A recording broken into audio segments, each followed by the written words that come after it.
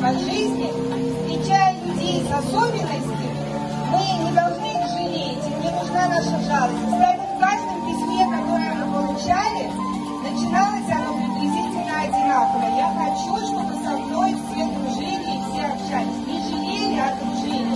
Давайте все дружно реализовывать мечты друг друга, а сегодня все повеселимся и будем танцевать.